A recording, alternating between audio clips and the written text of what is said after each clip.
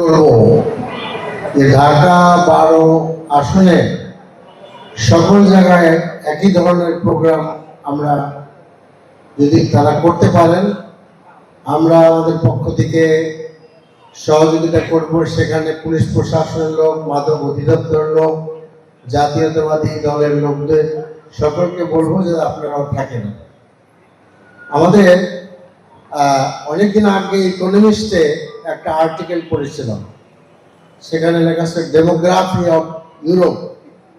সেখানে একটা কার্ভ আঁকা হয়েছিল।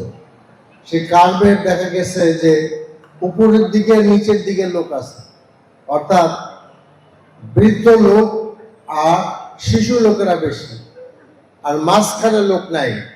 ইউরোপ আমেরিকাতে এখন জনসংখ্যা বিশ্লেষণ ডেমোগ্রাফি বলে তাই বোঝা যায়, সেখানে বাচ্চাদের সংখ্যা আছে বেশি, বুড়াদের সংখ্যা বেশি, ইয়াং নাই। And we Bangladeshi are fortunate, আমাদের ইয়াংদের সংখ্যা প্রায় 5 কোটি, প্রায় 5 কোটি। অ্যামেজিং। কাজে এই 5 কোটি লোকদেরকে আমরা যদি শক্তিতে পরিণত করতে পারি, তাহলে বাংলাদেশকে ঘুরিয়ে দিতে পারবে তারা। এটা আমরা 71 সালে দেখেছি, আমরা 90-তে দেখেছি, 24-এ দেখেছি। কাজে এরা আমাদের বিরাট শক্তি। তো এই শক্তি ধ্বংস হয়ে যাচ্ছে যে সমস্ত কারণে, তার মধ্যে মাদক একটা। মাদক দ্বারা এমন হয়েছে, আপনাদের মনে থাকার কথা, এক পুলিশ অফিসারের মেয়ে ঐশী তার বাবা মা দুজনকে হত্যা করেছে, জেলে আছে। এটা আসলে আপনার সর্বনাশ, আর ফ্যামিলিকে ধ্বংস করে, সমাজকে ধ্বংস করে, নিজেরা ক্ষতিগ্রস্ত হয়। দীর্ঘদিন আমি রেসিনাতে কাজ করেছি। আমাদের জিগাতলা, যেটাকে আমি ইমেজিং সেন্টার বলি, সেখানে এক তরুণকে ধরা হলো। তা আমাকে ফোন করা হলো, একটা ইয়াং ছেলেকে ধরা হয়েছে, সে কম্পিউটার হার্ড ডিস্ক নিয়ে পালাচ্ছে। আমি বললাম যে খবরদার তার গায়ে হাত দিবা না। তো যা গেলাম, দেখলাম ইয়াং ছেলে নাদুস নদুস ফোন দিয়েছে, নাম্বার তার মায়ের নাম্বার। ফোন করা হলো মাকে, সে বললো হ্যাঁ আমার ছেলে, আমাদের গুলশানে বাড়ি আছে, আমাদের গাড়ি আছে, একাধিক গাড়ি, কিছুই অভাব নাই, কিন্তু ছেলেকে আমরা কিছুতেই মাদক থেকে রক্ষা করতে পারছি না। আমরা যদি পয়সা না দিই, ওই যে আপনাদের কাছে যে কম্পিউটার চুরি করে বিক্রি করার উদ্যোগ নিয়েছে। কাজে এটা আমাদের দেশের একটা মহামারী আকার ধারণ করেছে। এর কারণটা কি? আমাদের পাড়ায় মহল্লায় আমরা নাম দিয়েছি কিশোর গ্যাং, ঠিক না? কিশোর গ্যাং কেন আমাদের বাচ্চারা হবে? এর কারণ হল আনএমপ্লয়মেন্ট। আমাদের ঝরে যাওয়া বাচ্চারা matric fail, matric pass, intermediate fail, intermediate pass, তারপর বিএ পাস। অসংখ্য ছেলেমেয়েরা আজকে তাদের কর্মসংস্থান নেই, যার ফলে তাদের কোনো কাজ নাই, তারা নানান রকমের অপকর্মে লিপ্ত হয়ে পড়তেছে। কাজে এখানে একটি বড় প্রশ্ন দাঁড়াচ্ছে যে ইয়াংদের জন্য কাজ খুঁজে বাই করা, এবং এখানে বিস্তারিত বলার সময় নাই, নামাজ হবে, এ একটা জিনিস।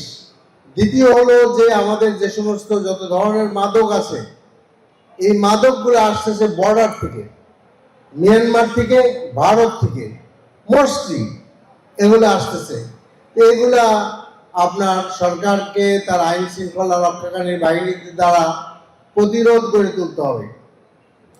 এরপরে যেটা very very effective, very essential, again আমি আবার বলছি, very very essential, very effective, পাড়ায় মহল্লায় কমিটি গঠন করেন।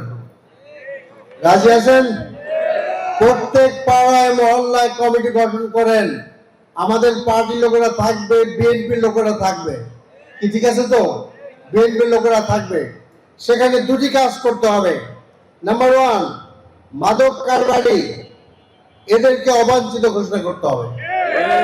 আপনার ঘোষণা দিয়ে দেন, ছোট বড় সকল মাদক কারবারি অবাঞ্ছিত ঘোষণা করতে হবে। মাদক সেবনকারীদেরকে অবাঞ্ছিত ঘোষণা করতে হবে এবং শক্ত হাতে প্রতিরোধ করতে হবে। কারণ ক্যান্সার যেভাবে ভিতর থেকে আমাদেরকে ধ্বংস করে ফেলে, একটা রোগীকে, পরিবারকে ধ্বংস করে ফেলে। মাদক আমাদের ব্যক্তি, পরিবার, সমাজকে ধ্বংস করে ফেলছে। বড় বড় শিক্ষিত পরিবারের, ধনী পরিবারের দুলাল দুলালিরা এই মাদকের কারণে ধ্বংস হয়ে যাচ্ছে। আরেকটি কথা আমি বলতে চাচ্ছি, যেট ইজ ভেরি ইম্পর্টেন্ট। আমাদের এডিসি সাহেব বলেছেন, ইভেন দেন আমি বলতে চাই, আমাদের ধানমন্ডি এলাকায়, গুলশান এলাকায় প্রচুর ধর রেস্টুরেন্টে মাদক সেবা করা হয়। সেখানে হুক্কার জাতীয় কি কেউ সীসা টিসা এগুলো করছে, এগুলো আপনারা বন্ধ করেন, এগুলো বন্ধ করেন, এগুলো তছনছ করে দেন। আমাদেরকে শেষ করে ফেলছে এগুলোর বিরুদ্ধে আমাদেরকে অবশ্যই প্রতিরোধ গড়ে তুলতে হবে।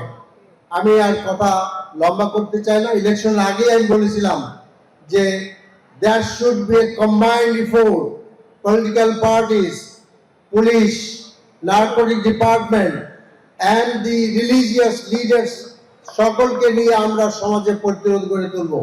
কারণ এটা কোনো পলিটিক্যাল পার্টির একক সমস্যা নয়, এটা কোনো রিলিজিয়াসের ছেড়ে দেওয়ার বিষয় নয়।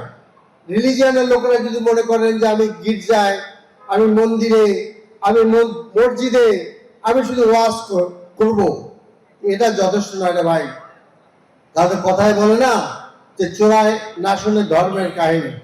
আপনারা প্রত্যেক জুম্মাতে এবং আপনার এই গির্জাতে, মন্দিরে আপনাদের ভক্তদের বলেন আপনারা যে মাদকের বিরুদ্ধে প্রতিরোধ গড়ে তুলতে হবে।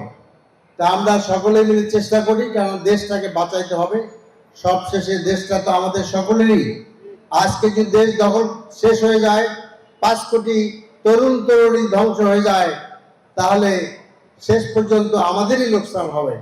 কাজে আসুন সবাই মিলে দুটি স্লোগান, মাদক কারবারিদেরকে অবাঞ্ছিত ঘোষণা করতে হবে, মাদক সেবনকারীদের অবাঞ্ছিত ঘোষণা করতে হবে। আর এই দুটি কাজকে সমাজ থেকে উচ্ছেদ করার জন্য দল মত ধর্ম নির্বিশেষে পুরুষ নারী সকলকে প্রতিরোধ গড়ে তুলতে হবে।